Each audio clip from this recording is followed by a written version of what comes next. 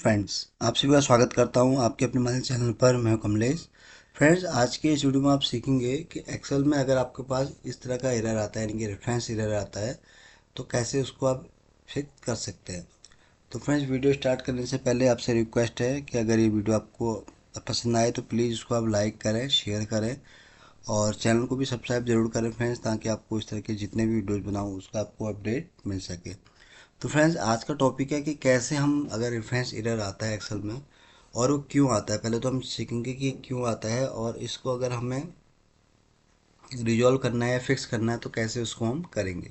तो जब भी हम किसी भी डेटाबेस पे जब हम काम करते हैं या किसी भी मास्टर डेटाबेस पे जब काम होता है तो नॉर्मली उसमें क्या है कि हम फंक्शन ट्राई करते हैं। तो फंक्शन में क्या होता है कि कभी कभी क्या है कि हम उसका जो सेल का रेफरेंस नंबर है वो सही नहीं देता है, जिसकी वजह से क्या होता है कि वो इस तरह का रेफरेंस एरर आता है। अब एरर कैसे आता है, चलिए इसको पहले हम सीख लेते हैं। तो फॉर एग्जांपल, जैसे यहाँ पर आप देख रहे हैं कि मेरे पास प्रोडक्ट नेम है, कस्टमर का और नाम है। तो यहाँ पर अब यहाँ पर कैसे रेफरेंस एरर आता है पहले तो ये देख लेते हैं। तो यहाँ पर मैं इसको इस हेडर को यहाँ पर कॉपी कर लेता हूँ। तो मैंने कॉपी कर लिया। अब यहाँ पर हम VLOOKUP के थ्रू देखेंगे कि कैसे ये वाला एरर आता है और कैसे इसको हम फिर रिजॉल्व करेंगे। तो यहाँ पर हम VLOOKUP ट्राई करते हैं इसके लिए। तो यहाँ पर हम टाइप करेंगे VLOOKUP।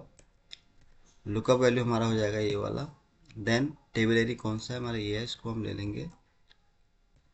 और यहाँ पर हम जैसे यहाँ पर क्या है, जो डेटा है कस्टमर का वो है सेकंड कॉलम में।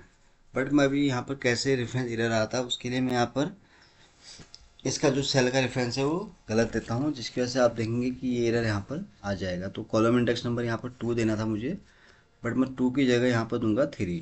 तो देखेंगे जैसे मैं इसको 3 लिखूंगा, कॉमा करूंगा, तो यहाँ पर सेम एरर ऐसे ही आ जाएगा। देखिए ये एरर आ गया रेफरेंस। तो ये एरर क्यों आता है, क्योंकि यहाँ पर क्या है, जो हमें लेना था कॉलम का इंडेक्स नंबर वो हमने सही नहीं लिया है, यानी कि इसकी वजह से ये एरर यहाँ पर आता है। अब इसका क्या है कि रेफरेंस एरर, यानी कि जिस सेल का आपने रेफरेंस दिया है, यानी कि जिस कॉलम का आपने रेफरेंस दिया वो सही नहीं है, तो इसलिए ये वाला एरर यहाँ पर आता है।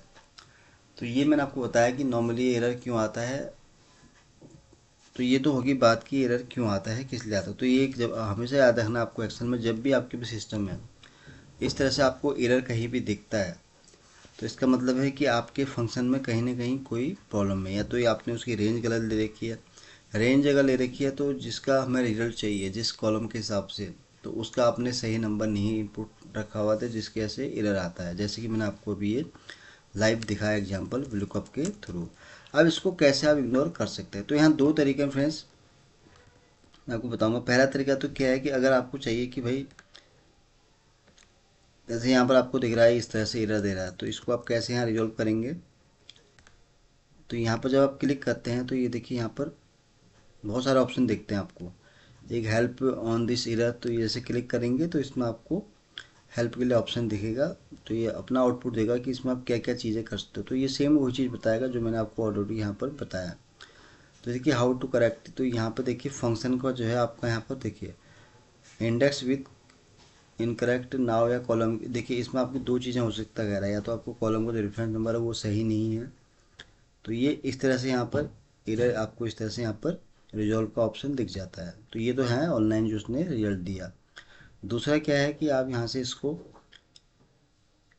ये वाला हो गया देखिए इनवैलिड सेल रेफरेंस एरर है, कि जैसे मैंने आपको बताया ये एरर क्यों आया, क्योंकि यहाँ पर जो सेल का हमने रेफरेंस दिया है वो सही नहीं दिया है, जिसलिए ये वाला एरर यहाँ पर आ रहा है। फिर है कि अगर आपको एरर को इग्नोर करना है तो इस तरह से यहाँ पर जो आपको एरर का दिख रहा है वो साइन यहाँ से रिमूव हो जाएगा। फिर फोर्थ आप यहाँ पे देख लेते हैं एरर चेकिंग ऑप्शन। तो यहाँ पर आप एरर यहाँ पे देख सकते हैं। कभी भी क्या होता है कि यहाँ पर नंबरिंग के हिसाब से भी ये चीज़ यहाँ पर गलत होती है, लेकिन नॉर्मली इतनी आपको डिटेल में जाने की जरूरत नहीं है। उसके लिए आपको सिंपल क्या करना होता है, जैसे हमने यहाँ फंक्शन क्या यूज किया है कि जो डेटा है हमारा कस्टमर का वो है यहाँ पर सेकेंड कॉलम में, जबकि हमने यहाँ पर फंक्शन में कौन सा यूज किया, थर्ड। तो अगर 2 यहाँ करूँगा तो ये रेफरेंस यहाँ से हट जाएगा। तो यही होती है मिस्टेक, बहुत छोटी मिस्टेक है, लेकिन यह कभी क्या है कि जब हम जब हमारे पास ज़्यादा काम का वर्कलोड होता है या जल्दीबाजी में हम कोई भी फंक्शन ट्राई करते हैं तो वहाँ पर इस तरह का एरर आ जाता है। तो आपको हमेशा माइंड में ये याद रखना है फ्रेंड्स, जब भी कभी आपको इस तरह का रेफरेंस एरर दिखता है दैट मीन्स आपने किसी फंक्शन में कोई ना कोई आपकी एरर है, या तो आपने उसका रेफरेंस गलत ले रखा है या कोई ना कोई इसमें रेंज का कुछ दिक्कत है।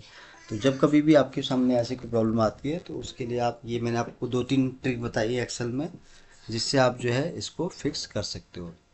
तो फ्रेंड्स आज के लिए बस इतना ही है। उम्मीद करता हूँ कि वीडियो आपको बहुत पसंद आया होगा। वीडियो अगर अच्छा लगा हो तो प्लीज़ इसको आप लाइक करें, शेयर करें और चैनल को भी सब्सक्राइब जरूर करें। तो जल्दी ही आऊँगा फिर एक नई वीडियो के साथ, तब तक के लिए आप अपना को खुश रखें और अपना ध्यान रखें। Thank you so much.